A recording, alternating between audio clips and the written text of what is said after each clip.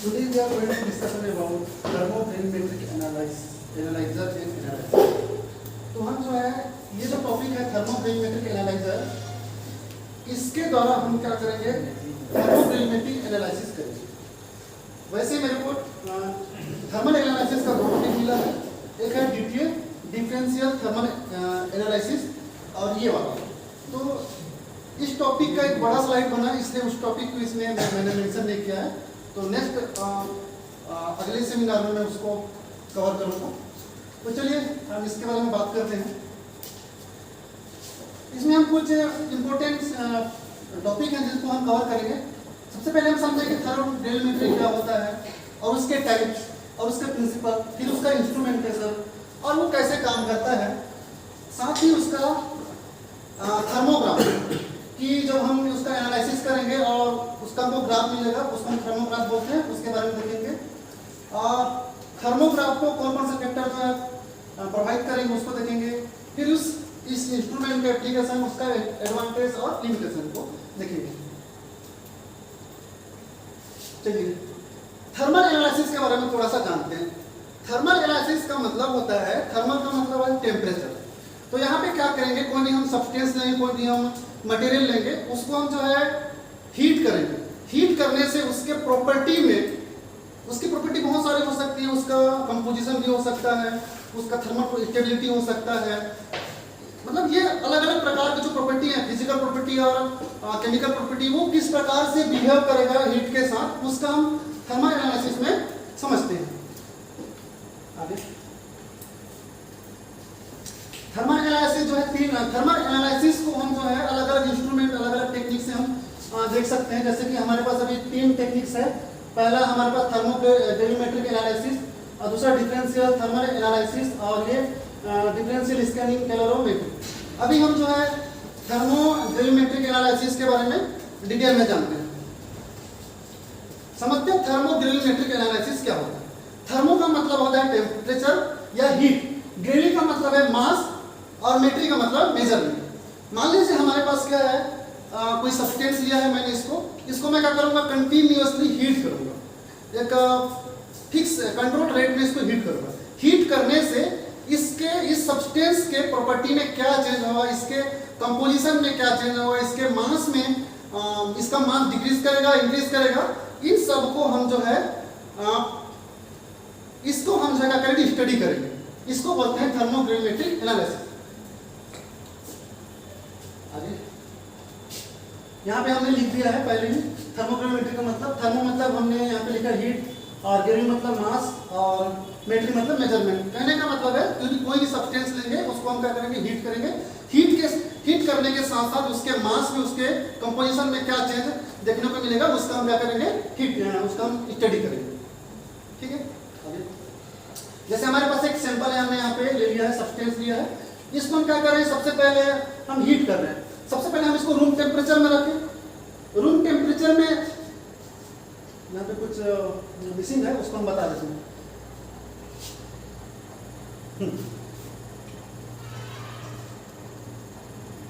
हाँ, यहाँ पे देख लीजिए थोड़ा सा। ये जो है हमारे पास कोई सब्सटेंस लिया है हमने, और इस सब्सटेंस इस यहाँ पे जो सेटअप लगा है, इसमें इस बीकर में कोई सब्सटेंस है, उसको हम गर्म कर रहे हैं। सबसे पहले वो रूम टेम्परेचर में, हम उसको गर्म नहीं किए हैं, तो रूम टेम्परेचर में, रूम टेम्परेचर में उसके पास वेट है 100 ग्राम। ठीक है, ऊपर नीचे हो गया है। इसको छोड़ देंगे, इसको मतलब इग्नोर करेंगे। ये वाला 100 ग्राम है, उसको सॉरी, ये जो 25 डिग्री सेल्सियस दिख रहा है ना, ये रूम टेम्परेचर में। रूम टेम्परेचर में कोई सब्सटेंस है ये वाला, इसका जो है वेट है कितना, 100 ग्राम है। जैसे उसके टेम्परेचर हम क्या कर रहे हैं, इंक्रीज कर रहे हैं, 30 डिग्री डाल रहे हैं, उसमें कुछ ना कुछ हो सकता है, इवेपोराइजेशन हुआ होगा या फिर डिसॉर्प्शन हुआ होगा, उसके कारण उसका वेट क्या हो गया, कम हो गया। ठीक है ना। वैसे हम जो है कंट्रोल उसको हीट करते जाएंगे, एक टाइम के उसको लेके, टाइम के फंक्शन में, या फिर हीट उसको कंट्रोल हीट दे जाएंगे, एक के बाद एक, मतलब थोड़ा थोड़ा हीट बढ़ाएंगे कहना चाहिए, नियंत्रित हीट उसको हम बढ़ाएंगे, तो उसके मास में जो चेंज होते जाएगा, ठीक है, उसको हम यहाँ पे स्टडी करते हैं। इसको हम कहते हैं thermogravimetric technique. Types of thermogravimetric analysis. सबसे पहले यहाँ पे लिखा है ये बेसिकली 3 टाइप के होते हैं। सबसे पहले यहाँ पे देखिए आइसोथर्मल या स्टैटिक थर्मोग्राविमेट्री। आइसोथर्मल का मतलब है स्थिर ताप या फिर समान ताप देना चाहिए। इसको हम इस वाले टेक्निक में हम क्या करेंगे, कोई सब्सटेंस है उसको उस इंस्ट्रूमेंट में रखेंगे और एक कांस्टेंट टेम्परेचर में उसको क्या करेंगे, गर्म करेंगे, और हम उसको वहां पे फंक्शन के रूप में क्या लेंगे, टाइम लेंगे। मतलब टाइम के फंक्शन में उसको हम ऑब्जर्व करेंगे कि एक निश्चित टाइम के बाद जो कितना उसमें चेंज हो रहा है, लेकिन वहां पे टेम्परेचर क्या रहेगा, कांस्टेंट रहेगा। इस वाले में क्या करेंगे, अगला हमारे पास क्वासी स्टैटिक थर्मोग्राविमेट्री। इसमें क्या करेंगे हम, उसका वेट है उसको क्या करेंगे, कांस्टेंट रखेंगे और उसको हीट करेंगे और उसके प्रॉपर्टी में क्या चेंजेस आ रहा है उसको इसमें हम एनालाइज करेंगे। अगला हमारे पास डायनेमिक थर्मोग्राविमेट्री। इसमें हम जो है बेसिकली हम जो है जनरली ये वाला हम यूज करते हैं। इसमें एक पहले से हम एक टेम्परेचर हम मतलब बना रखेंगे कि इतने इतने टेम्परेचर हमको उसमें बढ़ाना है, इतने इतने टाइम के बाद इतने टेम्परेचर हमको बढ़ाना है, और उसके अकॉर्डिंग हम जो उसके सब्सटेंस के चेंज में, सब्सटेंस की प्रॉपर्टी में क्या चेंज हो रहा है उसका हम इसमें स्टडी करेंगे। अगला ये प्रिंसिपल हमने पहले हमने डिस्कस शुरू से डिस्कस करते आ रहे हैं कि हम जो है कंट्रोल हीट करेंगे और उसके मास में क्या चेंज आ रहा है सब्सटेंस को, उसको हम क्या करेंगे यहाँ पे स्टडी करेंगे। और ये जो है एनालाइज करना होगा कंप्यूटर में होगा, वहाँ पे ग्राफ के माध्यम से हम उसको वहाँ पे समझेंगे कितना वहाँ पे डिकम्पोजिशन हो रहा है और क्या क्या प्रॉपर्टी उसमें चेंज हो रहा है। और यहाँ पे एक लिखा है, ये जो है 2 टाइप से हम काम कर सकते हैं कीजिए। एक होता है टेम्परेचर प्रोग्राम, यहाँ पे हम जो है टेम्परेचर हीट को क्या करेंगे, चेंज करते जाएंगे, और एक में हीट को चेंज नहीं करेंगे, कांस्टेंट रखेंगे। यहाँ पे हम टाइम को क्या करेंगे, टाइम तो कंटिन्यूसली बढ़ते जाता है, उसके अकॉर्डिंग यहाँ पे हम उसको ऑब्जर्व करेंगे। देखो रीजंस ऑफ डिक्रीजेस इन मास। जब हम किसी सब्सटेंस को गर्म करते हैं तो क्या क्या रीजन हो सकता है उसके मास में कमी हो सकती है। तो पहले हमारे पास है थर्मल डिकम्पोजिशन। जब हम थर्मल डिकम्पोजिशन का मतलब है किसी भी चीज को हम गर्म करते हैं, तो गर्म करेंगे तो वहां से कुछ चीजें उड़ जाएगा, कुछ रिएक्शन के माध्यम से रिडक्शन हो जाएगा या रिएक्शन होगा, वहां से क्या हो जाएगा, वो रिड्यूस होकर निकल जाएगा, इससे डिकम्पोजिशन हो जाएगा। जैसे कि मान चले हमारे पास कैल्शियम या फिर कॉपर सल्फेट हो गया। कॉपर सल्फेट में क्या होता है, वाटर के मॉलिक्यूल भी होते हैं, तो गर्म करेंगे तो वाटर के मॉलिक्यूल निकल जाएगा, जिससे उसका वेट भी क्या हो जाएगा, कम हो जाएगा। फिर हमारे पास सब्लिमेशन है। सब्लिमेशन का मतलब डायरेक्टली कोई भी जो सॉलिड है वो गैस में क्या हो जाता है, चेंज हो जाता है, उससे उस सॉलिड का क्या होगा, मास में कमी हो जाएगा। फिर हमारे पास डिसॉर्प्शन हो गया।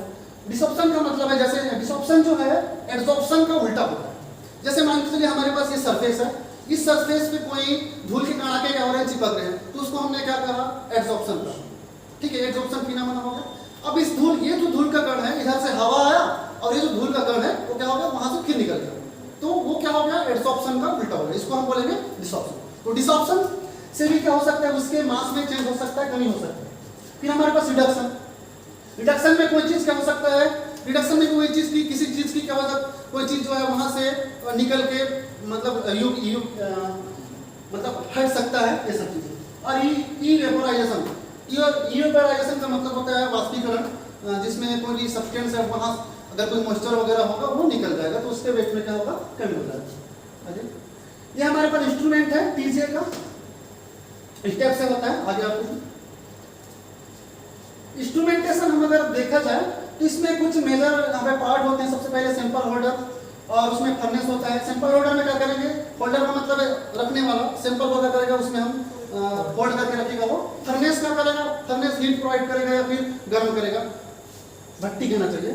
माइक्रो बैलेंस क्या करेगा, बहुत सेंसिटिव बैलेंस होता है, जो एकदम बहुत ही कम, मतलब एकदम कम से कम मिनिमम वेट को भी क्या करेगा, वो मेजर करके हमको बताएगा। और एक होता है टेम्परेचर कंट्रोलर। टेम्परेचर कंट्रोलर क्या करेगा, उसमें टेम्परेचर कंट्रोल क्या करेगा, टेम्परेचर को कंट्रोल करेगा कि इतना टाइम के बाद उसमें इतना टेम्परेचर को बढ़ाना है या फिर उसको कांस्टेंट रखना है, ऐसा करके। गैस फ्लो सिस्टम क्या करेगा, जो इंस्ट्रूमेंट रहेगा जहां पे हमने होल्ड किया है सैंपल को, वहां पे एक इन्वायरमेंट हमको बनाना रहता है। हो सकता है उसको हम इनर्ट इन्वायरमेंट बनाए या फिर रिएक्टिव इन्वायरमेंट बनाए, उसके लिए यहाँ पे हम एक पर्टिकुलर गैस वहाँ पे क्या करेंगे, फ्लो कराएंगे। फिर हमारा है डाटा रिकॉर्डर। डाटा रिकॉर्डर क्या करेगा, डाटा को कलेक्ट करेगा, उसके टेम्परेचर को मेजर करेगा, उसके बैलेंस में उसका मतलब उसका बैलेंस कितना आ रहा है, वेट वगैरह उसको कलेक्ट करेगा और कहाँ भेजेगा, कंप्यूटर में भेजेगा। कंप्यूटर में हमको क्या दिखेगा, थर्मोग्राम दिखेगा। थर्मोग्राम का मतलब है एक कर्व हमको देखने को मिलेगा। ये हमारे पास उसका ब्लैक डायग्राम है इंस्ट्रूमेंट का। ये वाला जो दिख रहा है ये सैंपल होल्डर है, और इस सैंपल होल्डर के नीचे में क्या रहेगा, सेंसर रहेगा। इसी सेंसर में हम जो है इस टेम्परेचर सेंसर में हम सेंसर लगाएंगे, जैसे कि थर्मोकपल्स वगैरह हो गया, जो कि क्या करेगा, टेम्परेचर को मेजर करेगा। और ये फर्नेस टेम्परेचर प्रोग्राम, यहाँ से हम क्या करेंगे, फर्नेस का मतलब ये भट्टी है, यहाँ पे वो सैंपल को क्या करेगा, हीट करेगा। यहाँ से हम कंट्रोल करेंगे और यहाँ पे टेम्परेचर हम क्या करेंगे, मतलब कितना टेम्परेचर देना है वहाँ पे इसके अकॉर्डिंग इसके जरिए से हम क्या करेंगे, कंट्रोल करेंगे। और ये मास फेयर कंट्रोलर है।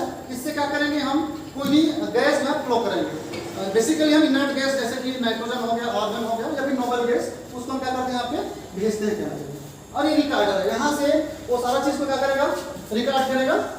और ये रिकॉर्डिंग बैलेंस है, यहाँ पे माइक्रो बैलेंस होता है रिकॉर्डिंग बैलेंस में, ठीक है। यहाँ से ये रिकॉर्डिंग भेजेगा बैलेंस कंट्रोल में, ये रिकॉर्डर यहाँ से टेम्परेचर वगैरह का रिकॉर्ड लेगा और बैलेंस कंट्रोल में यहाँ पे भेजेगा, और यहाँ से वो थर्मोग्राफ या कंप्यूटर में आपको वो देखने को मिलेगा। आगे सैंपल होल्डर के बारे में थोड़ा सा और बारीकी जानते हैं।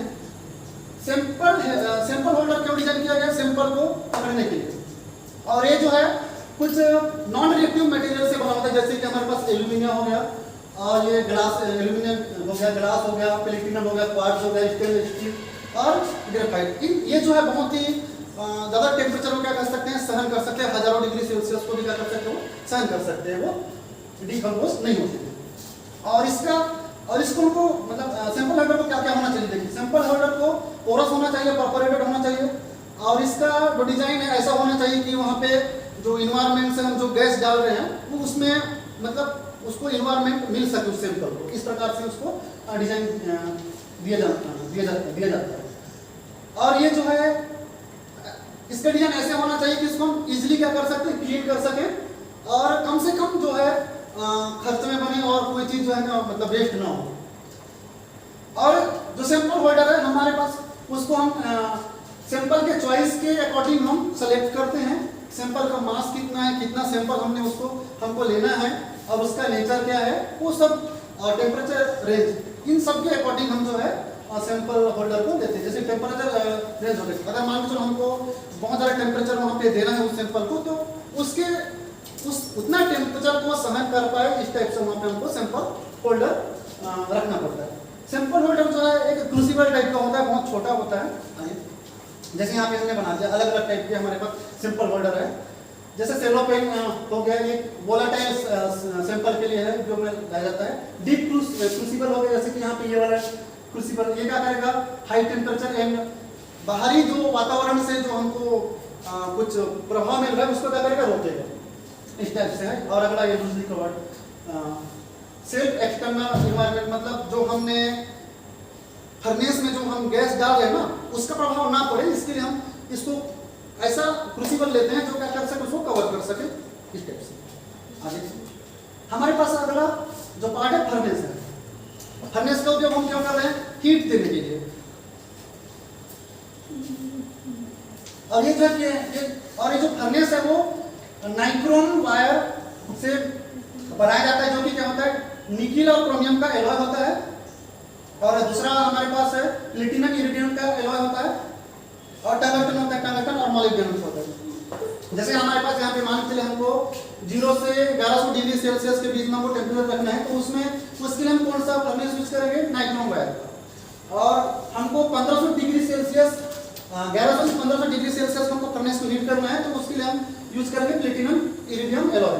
और उससे भी ज़्यादा हमको हीट देना है तो हम यहाँ भी यूज करेंगे टंगस्टन मोलिब्डेनम का, हम यहाँ पे फर्नेस यूज कर सकते हैं। नेक्स्ट अब यहाँ पे माइक्रो बैलेंस है। ये जो माइक्रो बैलेंस है क्या करेगा, बहुत ही सेंसिटिव होगा, और ये क्या करेगा, थोड़ा बहुत देखो हमने सैंपल बहुत छोटा कम मात्रा में लिया है, तो हो सकता है थोड़ा करके वहाँ पे क्या वो वेट लॉस होगा, उसको एकदम बारीकी से क्या करेगा, वो मेजर करेगा। यहाँ पे लिखा है हमने, देखो it should be highly sensitive होना चाहिए और एकदम एक्यूरेटली मेजर कर सके और वाइब्रेशन वगैरह इसमें ना हो उत्पन्न, जिससे वो अफेक्टेड ना हो। अगला टेम्परेचर कंट्रोलर। टेम्परेचर कंट्रोल क्या करेगा, जो फर्नेस होता है उसको एक पार्टिकुलर टेम्परेचर देगा, एकदम कंट्रोल रेट से क्या करेगा, वहां पे टेम्परेचर वहां पे हीट करेगा उसको। यहाँ पे पीछे करो थोड़ा सा, पीछे इसमें इसी यहाँ पे लिखा है, देखिए it should be capable of controlling wide range of temperature typically from 1000 degree Celsius से ज़्यादा, वो मतलब दे सके। आगे टेम्परेचर मेजरमेंट कैसे करेंगे? टेम्परेचर मेजरमेंट के लिए हम क्या करते हैं, थर्मोकपल यूज करते हैं। थर्मोकपल इसलिए यूज करते हैं, जैसे कि हम जनरली यूज करते हैं 100 डिग्री सेल्सियस या उससे थोड़ा ज़्यादा के लिए हम थर्मामीटर यूज करते हैं। थर्मामीटर के पास इतना एबिलिटी नहीं होता है कि ज़्यादा टेम्परेचर को सहन करता है, वो खराब हो जाएगा। तो इसके लिए हमको देखो, हमको 25 डिग्री सेल्सियस से कहाँ तक जाना है, 2000 डिग्री सेल्सियस तक टेम्परेचर को बढ़ाना है। तो उसके लिए ऐसा इंस्ट्रूमेंट होना चाहिए तो जो कि इतना टेम्परेचर को सहन कर सके और मेजर कर सके। तो उसके लिए हम यूज करते हैं थर्मोकपल। थर्मोकपल में क्या होता है, देखो थर्मोकपल कैसा बनाया गया है, क्रोमल और एल्यूमिनियम एक टाइप होता है थर्मोकपल, जो जिसका रेंज होता है 200 डिग्री सेल्सियस से 1372 डिग्री सेल्सियस। और अगला हमारे पास है प्लेटिनम रोडियम थर्मोकपल होता है, जिसका रेंज होता है 600 डिग्री सेल्सियस से 18 डिग्री सेल्सियस। अब थर्मोकपल काम कैसा करता है, यहाँ पे तो नहीं लिखा, फिर मैं बता रहा हूँ। थर्मोकपल, कपल का मतलब क्या होता है, युग्म होता है या फिर जोड़ा। यहाँ पे क्रोमल और एल्यूमिनियम दो हमने मेटल लेंगे, दो मेटल का वायर लेंगे और वो क्या करेगा, एक ऐसा एंड पॉइंट मिलेगा जहाँ पे वो ऐसा जंक्शन बनाएगा, ठीक है। और ये जो जंक्शन है कहाँ पे रहेगा, उस फर्नेस में अटैच रहेगा, फिर उस सैंपल के आसपास क्या रहेगा, अटैच रहेगा। जैसे जैसे टेम्परेचर बढ़ेगा, ये जो जंक्शन होता है दोनों, जैसे कि मान लीजिए हमारे पास, हाँ ये हमारे पास दोनों मेटल है इस प्रकार से, और इसमें हम क्या करेंगे, जैसे कि आगे क्या रहेगा, जंक्शन रहेगा, दोनों को हम कपलिंग करेंगे ऐसे। तो कपलिंग से क्या होगा, ये कपलिंग है, अब ये अटैच रहेगा कहाँ पे, सॉरी सैंपल के पास। सैंपल का टेम्परेचर बढ़ेगा, फिर आसपास के इन्वायरमेंट का टेम्परेचर बढ़ेगा, तो ये हीट होगा। हीट होने से क्या, हीट होने से, हीट के कारण से यहाँ पे क्या होगा, इलेक्ट्रॉन फ्लो होगा। क्या होगा, इलेक्ट्रॉन। आगे जाके ये वाला जो है जुड़ा रहेगा गैल्वेनोमीटर से, और गैल्वेनोमीटर में क्या होगा, डिस्ट्रक्शन होगा, ठीक है। डिस्ट्रक्शन वोल्टेज में दिखाई देगा हमको, और वोल्टेज जो है डायरेक्टली प्रोपोर्शनल होगा टेम्परेचर। समझ में आया?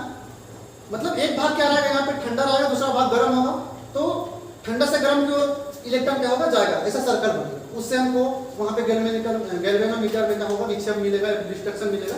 उसके जरिए से हम जो है पता लगा सकते हैं कि टेम्परेचर कितना है, इस टाइप से।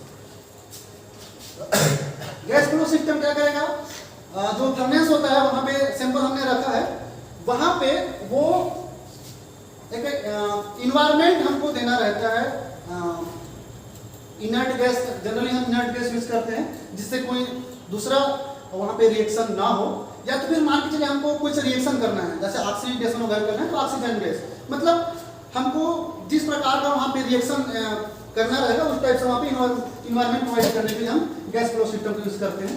आगे रिकॉर्डर क्या करेगा, टेम्परेचर को रिकॉर्ड करेगा, उसकी हीट को रिकॉर्ड करेगा, और रिकॉर्डर जो है, रिकॉर्डर के बाद ये कंप्यूटर या फिर थर्मोग्राम में क्या करेगा, उसको भेजेगा जहाँ पे हमको कर्व मिलेगा, वहाँ पे हम उसको एनालाइज करेंगे। ये हमारे पास फिक्स इंस्ट्रूमेंट है, थोड़ा सा अलग टाइप से बनाया है। यहाँ पे देख सकते हैं आप, यहाँ से गैस जा रहा है, यहाँ पे क्या लगा है, सैंपल लगा है, सैंपल अटैच है किससे, माइक्रोबैलेंस से, और ये ग्रेफाइट फर्नेस यहाँ पे लगा हुआ है, और यहाँ पे सैंपल के नीचे में क्या लगा है, थर्मोकपल लगा हुआ है। यहाँ से गैस जा रही है, इधर से गैस निकलेगा, ठीक है। अभी और कुछ, अब वर्किंग प्रोसेस समझते हैं थोड़ा सा। वर्किंग प्रोसेस भी सबसे पहले हमको क्या करना रहता है, पहले भी हम जो भी कोई भी इंस्ट्रूमेंट रहता है उसको पहले हमने ऑलरेडी यूज कर चुका है, तो उसको क्या करना है, कैलिब्रेट करना है। तो कैलिब्रेशन किस तरीके से करेंगे, सबसे पहले टेम्परेचर को कैलिब्रेट करेंगे, फिर उसके वेट को कैलिब्रेट करेंगे, फिर उसकी हीटिंग को कैलिब्रेट करेंगे। मतलब इसमें क्या करेंगे, कुछ स्टैंडर्ड यूज करेंगे, जैसे कि हमको, जैसे मान कोई सब्सटेंस है जिसका हमको टेम्परेचर ऑलरेडी पता रहेगा स्टैंडर्ड के रूप में, उसका टेम्परेचर उस सैंपल को वहाँ पे रखेंगे और उसका टेम्परेचर को पहले जो रिकॉर्डर पहले से हमको जो उसका टेम्परेचर पता है उसको और जो सैंपल रखेंगे उसके टेम्परेचर क्या करेंगे आपस में कंपेयर करेंगे। एक तरह से वो क्या हो जाएगा ऑफसेट करेंगे कंप्यूटर में सॉफ्टवेयर को और वो कैलिब्रेट हो जाएगा। उसी प्रकार से इसमें भी सेम करेंगे, इसमें भी वही करेंगे। सैंपल प्रिपरेशन कैसे करेंगे? सैंपल के लिए हमको जो है बहुत कम अमाउंट में सब्सटेंस चाहिए होता है, जैसे कि टिपिकली हम क्या लेंगे 1 से 20 ग्राम मिलीग्राम हम सैंपल लेंगे और उसको हम कहाँ रखेंगे? क्रूसिबल जो सैंपल होल्डर है उसमें रखेंगे और जो सैंपल है उसको हम कोशिश करते हैं कि होमोजेनियसली वो प्रिपेयर्ड हो। आगे अब उस सैंपल को क्या करेंगे? हम फर्नेस में रखेंगे और फर्नेस किससे कनेक्ट रहेगा? माइक्रो बैलेंस से, जो कि एकदम सटीकता से क्या करेगा? वो उसको बैलेंस करके बताएगा। और उस फर्नेस में हम जो यहाँ पे जैसे लिखा है यहाँ पे the furnace chamber can be purged with the inert gas, nitrogen gas, argon gas, ये सब वहाँ पे हम एनवायरनमेंट प्रोवाइड करने के लिए भेजते हैं। और उसके बाद हम हीट एंड मेजरमेंट फिर वहाँ पे रखेंगे, फिर उसको हम हीट देंगे। फर्नेस में रखने के बाद उसको गर्म करेंगे, गर्म करने से जो उसमें हीट होगा उसको हीट को क्या करेंगे? मेजर करेंगे आगे। और उसके बाद उसको क्या करेंगे? रिकॉर्डर के माध्यम से उसको उसके डाटा को हम क्या करेंगे? कलेक्ट करेंगे और आखिर में क्या करेंगे? उसको कूलिंग करेंगे। फिर कूल करने के बाद जो वेट आया है और जो हमको डेटा मिला है उसके साथ कंपेयर करेंगे और एनालाइज करेंगे। ठीक है, आगे हमारे पास थोड़ा सा वीडियो है, वॉइस तो नहीं आएगा क्योंकि स्पीकर नहीं है, तो वीडियो के माध्यम से थोड़ा समझते हैं प्रोसेस, इसका वर्किंग कैसा है। वीडियो को ऑन करो, यहाँ पे क्लिक करो, शुरू से लगा बीच में जैसे नहीं चल रहा है, वीडियो नहीं सुन रहा है, चल रहा था कुछ देर पहले। हाँ उस समय चला था। हाँ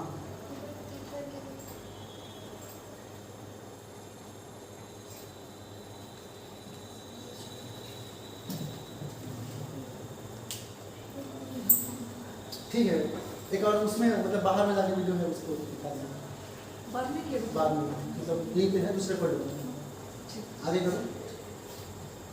अब यहाँ पे देखिए टीजे करो, जो हम थर्मोग्राफ बोल रहे थे वहाँ पे क्या होगा? देखो ये मास्क इधर इस एक्स एक्सिस में हमने टेम्परेचर को रखा है और वाई एक्सिस में हमने मास को रखा है। शुरू में हम रूम टेम्परेचर में रखें तो उसके मास में कोई चेंज नहीं होगा। टेम्परेचर बढ़ाएंगे तो क्या होगा? ये जो पॉइंट है ये वहां से क्या होगा? धीरे धीरे उसका वेट क्या होगा? कम होते जाएगा। जिस टेम्परेचर पे उसका वेट क्या हुआ है? कम हो रहा है, उसको हम बोलते हैं, शायद स्पेलिंग इसमें मैंने गलत लिखा है, प्रोसीड्यूरल टेम्परेचर कहते हैं। ठीक है, जहां से वेट लॉस क्या हो गया?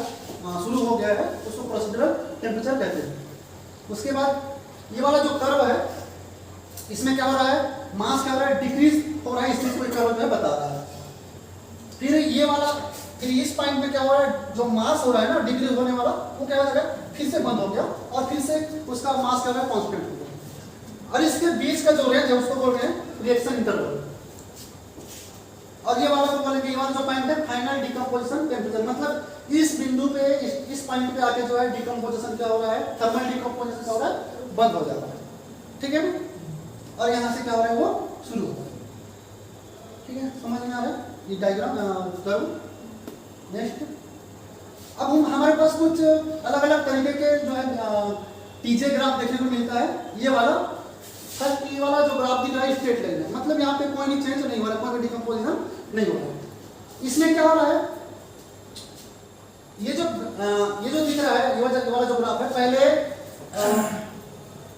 जो कर्व दिख रहा है ऐसे गिरता हुआ दिख रहा है, मतलब इस एक्सिस में मास है, इस एक्सिस में क्या है? टेम्परेचर है, मतलब उसका मास क्या हो रहा है? गिर रहा है एक पार्टिकुलर टेम्परेचर में। तो ये जो कर्व है जनरली हम देखते हैं डिसऑप्शन में या फिर किसी चीज को गर्म करते हैं तो शुरुआत में ड्राई हो जाता है, तो एकदम इस टाइप से उसका क्या होगा? कर्व देखने को मिलता है।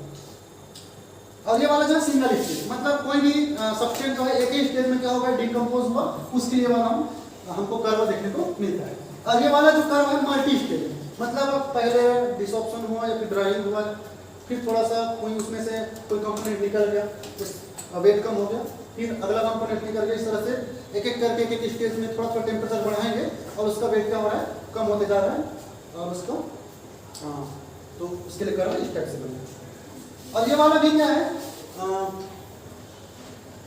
ये मल्टी स्टेज, ये भी मल्टी स्टेज क्या है, कर्व है। लेकिन ये जो है एकदम से मतलब पता नहीं चलता कि कब उसका किस टेम्परेचर में हमको जो है उसका वेट कितना लॉस हो रहा है, पता नहीं चलता, एकदम जल्दी से हो जाता है, कोई इंटरमीडिएट हमको देखने को नहीं मिलता उसमें।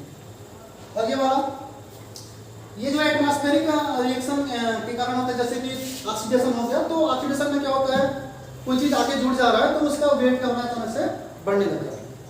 ठीक है, तो थर्मल ग्रेविटी में खाली हम वेट लॉस का बात नहीं करते हैं, कोई चीज उसमें उसका वेट इंक्रीज हो रहा है उसका भी हम क्या कर सकते हैं, स्टडी करते हैं। और यहाँ पे क्या हो रहा है, शुरू में कोई चीज ऑक्सीडेशन हुआ और उसका वेट क्या हो गया, बढ़ गया, और हाई टेम्परेचर में क्या होगा, फिर से क्या हो गया, डिकम्पोज हो गया। आगे हमारे पास कुछ थर्मल डिकम्पोजिशन के लिए हम कुछ कंपाउंड लिए, जैसे कि यहाँ पे कैल्शियम ऑक्सलेट। सबसे पहले कैल्शियम ऑक्सलेट को देख रहे हो, कुछ 100 डिग्री सेल्सियस के टेम्परेचर में क्या हो रहा है, अपने से वाटर मॉलिक्यूल क्या कर रहा है, वाटर मॉलिक्यूल को निकाल दे रहा है, इवेपोरेट हो जा रहा है। फिर कैल्शियम ऑक्सलेट होना, और ये जो कैल्शियम ऑक्सलेट को फिर से गर्म कर रहे हैं तो कैल्शियम कार्बोनेट में चेंज हो रहा है, टूट रहा है, और कार्बन मोनोऑक्साइड गैस के फॉर्म में फिर निकल रहा है। मतलब इस तरह से इसका वेट क्या हो रहा है, डिकम्पोज होने का इसका वेट क्या हो रहा है, कम होते जा रहा है। ठीक है, आगे ये इसके लिए ग्राफ है, कैल्शियम ऑक्सलेट मोनोहाइड्रेट के लिए ग्राफ है।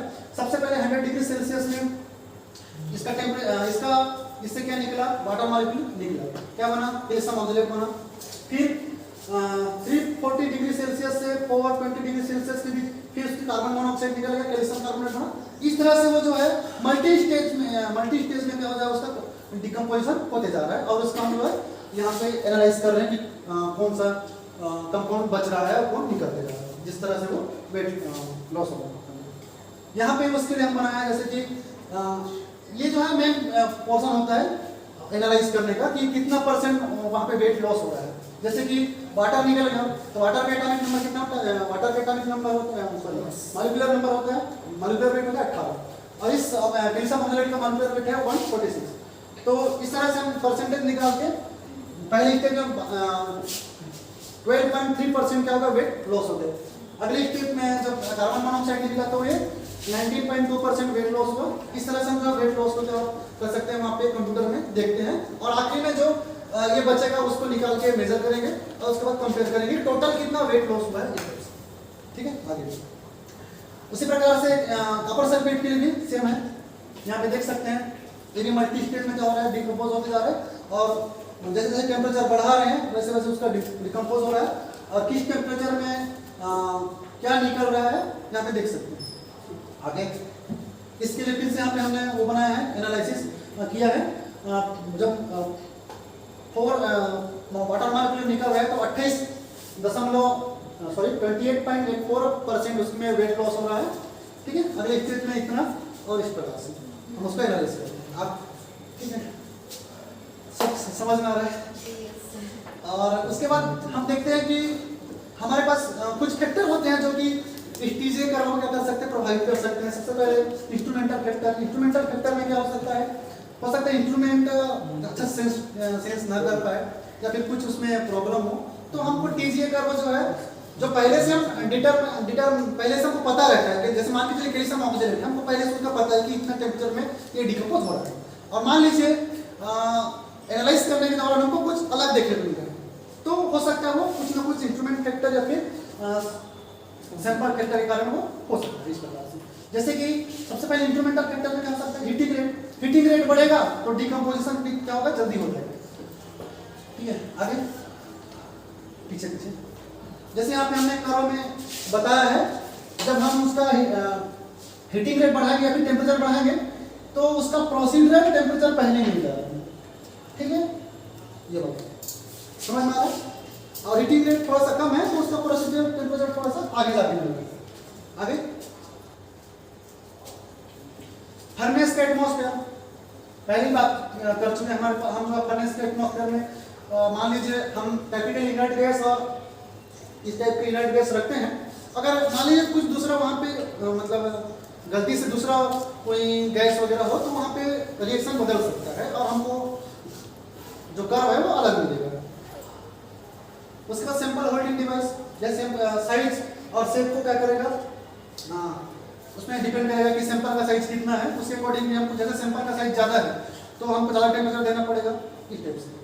और एटमॉस्फेरिक कंडीशन, वही चीज़ जो एटमॉस्फेरिक कंडीशन अभी बोला, जैसे कि ऑक्सीडाइजिंग के लिए हमको ऑक्सीजन गैस रखना पड़ेगा, जिससे क्या होगा वो कंबशन को प्रमोट करेगा, ठीक है। और मान लीजिए कुछ दूसरा एडिटिव रिएक्शन करना है तो उसके हमको रिएक्टिव गैस यहाँ पे रखना पड़ेगा। इन सब गैसों के अलावा कुछ दूसरा मान लीजिए गलती से रखा गया तो हमको जो एनालिसिस करेंगे वो हमको दूसरा को मिलेगा, मतलब गलत हो सकता है, ये फैक्टर है। और क्रूसिबल का साइज भी डिपेंड करेगा। मान लीजिए हमको कम टेम्परेचर को सहन करने वाला क्रूसिबल मिला है और ज़्यादा टेम्परेचर दे रहे हैं तो क्रूसिबल भी क्या हो सकता है, खराब हो सकता है। और जो माइक्रो बैलेंस है उसमें कुछ गलती है तो वो भी अच्छे से मेजर नहीं करेगा, ठीक है। फर्नेस में भी वही, फर्नेस का मटेरियल दूसरा से बना है और कुछ हम ज़्यादा टेम्परेचर दे रहे हैं तो फर्नेस भी क्या हो सकता है, ब्लैक हो सकता है या फिर मेल्ट हो सकता है। फिर सैंपल फैक्टर है हमारे पास, जैसे कि सैंपल हमने थोड़ा ज़्यादा साइज का सैंपल ले लिया है तो ज़्यादा साइज वाले सैंपल को हमको डिकम्पोज करना है तो उसकी ज़्यादा टेम्परेचर देने की जरूरत पड़ सकती है, ठीक है। इस तरह से साइज इंक्रीज होगा तो टेम्परेचर भी क्या करेगा, इंक्रीज करेगा। मास भी वही, जितना ज़्यादा मास रहेगा उतना ज़्यादा हमको टेम्परेचर देना पड़ेगा। हीट ऑफ रिएक्शन, मान लीजिए कोई सब्सटेंस है जो एक्सोथर्मिक रिएक्शन वहाँ पे क्या कर रहा है, शो कर रहा है, तो हमको कम टेम्परेचर की आवश्यकता पड़ेगी। और इंडोथर्मिक है तो ज़्यादा टेम्परेचर देने की आवश्यकता पड़ेगी। कॉम्पैक्टनेस, कोई सब्सटेंस ज़्यादा कॉम्पैक्ट है, ज़्यादा एकदम से वो मतलब डेंस है या फिर रिजिड है तो उसको तोड़ने के लिए ज़्यादा हमको टेम्परेचर या हीट देना पड़ेगा। आगे और इसका एप्लीकेशन है थर्मोग्रेविमेट्रिक एनालिसिस का। सबसे पहले हम इसका एप्लीकेशन में पहले एप्लीकेशन इसका स्टेबिलिटी ऑफ थर्मल स्टेबिलिटी, कि कोई भी सब्सटेंस जो है को हम जब गर्म करते हैं तो कितना वो जो है स्टेबल रह सकता है उस पर्टिकुलर टेम्परेचर, ठीक है, इसका स्टडी करने के लिए। फिर डिकम्पोजिशन को कि कितने टेम्परेचर में कोई सब्सटेंस कितना डिकम्पोज हो रहा है उसका एनालाइजिंग यहाँ पे हम कर सकते हैं। फिर यहाँ पे क्वांटिटेटिव एनालिसिस कर सकते हैं। आगे फार्मास्यूटिकल रिसर्च में भी इसको यूज कर सकते हैं, जैसे कि कोई भी हमारे पास ड्रग है वो जो है कितना टेम्परेचर तक वो जो है बना रहेगा, ठीक है, उसका प्रॉपर्टी है कितना टेम्परेचर तक बना रहेगा, इसमें वो खराब हो जाएगा, उस सब को यहाँ पे एनालाइज करते हैं। कंपोजिशन का बात करनी है, इसका एडवांटेज है। अब ये जो इसका सबसे इम्पोर्टेंट एडवांटेज ये है, ये क्या प्रोवाइड करेगा, डिकम्पोजिशन डाटा आपको देगा कि इसका ऑर्गेनिक और इनऑर्गेनिक मटेरियल का दोनों का डिकम्पोजिशन यहाँ ये जो डेटा बना के हमको देता है। और ये इसको एनालाइज करने में हमको कम से कम सैंपल की आवश्यकता पड़ती है। और थर्मल स्टेबिलिटी पहले ही बात कर चुके हैं, थर्मल स्टेबिलिटी यहाँ पे ये हमको बताता है। और ये क्या होता है, फुल्ली ऑटोमेटेड होता है और एकदम ईजी हमको कंप्यूटर में प्रोग्राम मतलब करा के देता है। साथ ही इसका एडवांटेज ये है कि ये जो है बहुत ही जल्दी रिजल्ट देता है, जिससे हम जो है जिसको हम जो है टीजे कर्व के माध्यम से देख सकते हैं। और बहुत ही जल्दी रिस्पॉन्स देने के कारण जो हम जल्दी डिसीजन कर सकते हैं, जैसे कि कोई चीज़ हमको आगे का प्रोसेस करना है, जल्दी डिसीजन मिलेगा और आगे का प्रोसेस हम क्या कर सकते हैं, अपना सकते हैं, ठीक है। आगे कुछ लिमिटेशन है, जैसे कि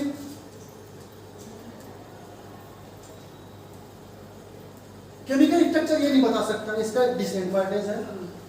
और ये रिएक्शन काइनेटिक्स के बारे में कोई जानकारी नहीं देता है। और ये जो है सैंपल का साइज क्या होना चाहिए, लिमिट होना चाहिए। और आगे मतलब पार्टिकुलर साइज और शेप में हम क्या कर सकते हैं कि लेके उसका क्या करते हैं, एनालाइज करते हैं, ठीक है। और ये इन्फ्लुएंस ऑफ एटमॉस्फेयर हो गया,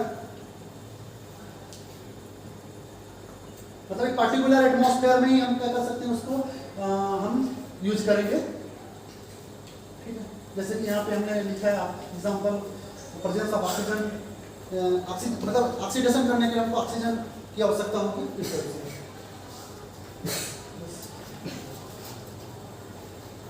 और ये बहुत सारे और इसके अलग अलग टाइप के लिमिटेशन है। आगे देख करो पिक्चर में जाओ, वीडियो ये वाला वीडियो चलो, यहाँ पे वॉइस नहीं आएगा, फिर भी आप देख के समझ सकते हैं कि कैसे कैसे इसको हम जो है इंस्ट्रूमेंट से यूज कर रहे हैं।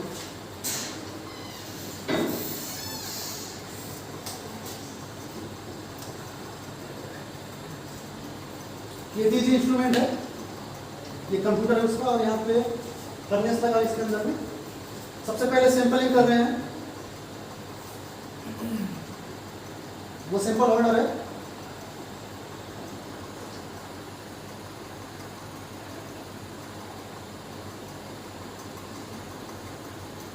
उसको इसलिए घुमा रहे हैं ताकि वो यहाँ पे आ सके।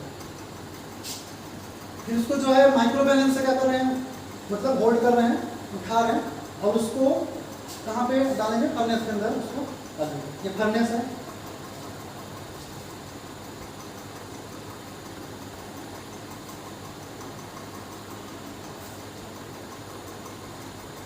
कुछ देर बाद गर्म कर रहे हैं, जो भी हमको मिल रहा है कंप्यूटर में वो सब यहाँ पे एनालाइज करें।